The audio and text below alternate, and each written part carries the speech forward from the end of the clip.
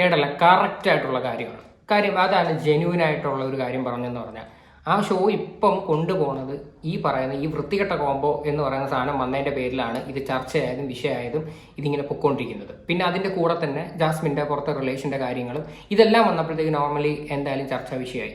കാര്യം ആൾക്കാരുടെ ഇൻട്രസ്റ്റ് ആണ് ഈ ഒരു കാര്യം കേൾക്കാനും സംസാരിക്കാനും എല്ലാം. ഇപ്പൊ ആൾക്കാർ പറയും അവിടെ നിൽക്കുന്നു, ഇവിടെ നിൽക്കുന്നു, അവിടെ നിൽക്കുന്നു. ഇടയിൽ നല്ലത് കണ്ടാൽ നല്ലത് പറയാ, ചീത്ത കണ്ടാൽ ചീത്തയായിട്ട് പറയാ. അല്ല, സെലിബ്രിറ്റി മേക്കപ്പ് ആർട്ടിസ്റ്റ് ആയിട്ടുള്ള ഒരു പുള്ളിക്കാരത്തി ഉണ്ട്, ട്രാൻസ്ജെൻഡർ ആണ്.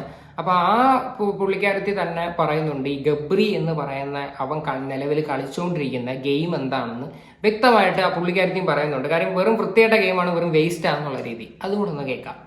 എന്നാൽ ഏറ്റവും കൂടുതൽ വെറുപ്പ് തോന്നിട്ടുള്ള, ഇവനെ കിട്ടി എണ്ണം കൊടുക്കാവുന്ന വലിയൊരു വെറുപ്പ് തോന്നിട്ടുള്ള അങ്ങനെ ആരും ഉണ്ടോ? ഗബ്രി അല്ല, ശരിക്കും ഗബ്രി എൻ്റെ നെയ്ബറാണ് അങ്കമാലി. എൻ്റെ ഫ്രണ്ടിൻ്റെ അമ്മയുടെ വീടിൻ്റെ അടുത്തുള്ള ആണ് പുള്ളി. അങ്ങാടിപ്പുറം എന്ന് പറയുന്ന സ്ഥലത്താണ്. അപ്പോൾ അവിടെ അടുത്ത് തന്നെ കവരപ്പറമ്പിലാണ് ഞാനും താമസം, അടുത്താണ്. പക്ഷെ ഗബ്രി ഒരുമാതിരി എന്താ പറയുക, ശരിക്കും ചൊറിയാമ്പുഴ തന്നെയാണ് ഗബ്രി.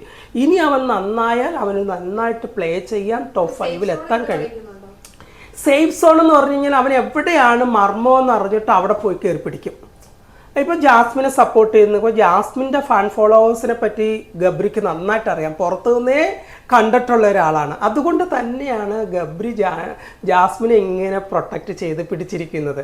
അതുപോലെ തന്നെ അവിടെ ഏതൊക്കെ തരത്തിൽ ഗെയിം കൊണ്ടുപോകുന്നു എന്നുള്ളത് നോക്കി അവരെല്ലാവരും ക്യാൻവാസ് ചെയ്യാനുള്ള ഒരു പവർ കാണിക്കും. പക്ഷെ അത് വേസ്റ്റാണ്. ഗബ്രി എല്ലാവർക്കും അവിടെ മനസ്സിലായിട്ടുണ്ട്. അത് തന്നെ, വേറെ അതിനകത്ത് വേറെ അതിൽ കൂടുതലൊന്നും പറയാനില്ല. കാര്യം ഭയങ്കര ഇറിറ്റേറ്റിംഗ് ആയിട്ട് വരുന്നുണ്ട്. ഗബ്രിയൊക്കെ നല്ലൊരു പ്ലെയർ ആയിരുന്നു. ഈ പറയുന്ന രീതിയിൽ ജാസ്മിന്റെ പുറകിലൊക്കെ ഇങ്ങനെ നടക്കാതെ മാന്യമായിട്ടൊക്കെ വന്നിരുന്ന് ഗെയിം കളിച്ചായിരുന്ന എല്ലാവരും സപ്പോർട്ട് ചെയ്തേനെ. ഇപ്പം നിലവിലത്തെ സാഹചര്യത്തിൽ എല്ലാം ഭയങ്കര മോശമായിട്ടുള്ള രീതിയിലാണ്. കാര്യം ഇതൊക്കെ സത്യം പറഞ്ഞാൽ ഈ ജാസ്മിൻ ഇപ്പോൾ ഈ കാണിച്ചുകൊണ്ടിരിക്കുന്ന വീട്ടുകാരുടെ വിഷമം കാണുന്ന എല്ലാം കാണുമ്പോൾ നമ്മൾ വിചാരിക്കും ജാസ്മിൻ തിരിച്ച് ഗെയിമിലോട്ട് വരും, ഇപ്പം വരും എന്ന്. പക്ഷേ ജാസ്മിൻ ഒരിക്കലും ഗെയിമിലോട്ട് വരുന്നില്ല, വീണ്ടും ആ ഒരു ലൂപ്പിൽ ഇങ്ങനെ കിടന്ന് കറങ്ങുവാണ്.